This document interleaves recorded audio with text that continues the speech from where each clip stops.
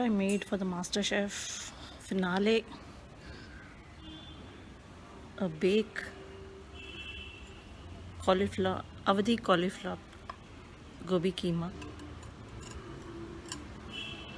It looks absolutely delicious.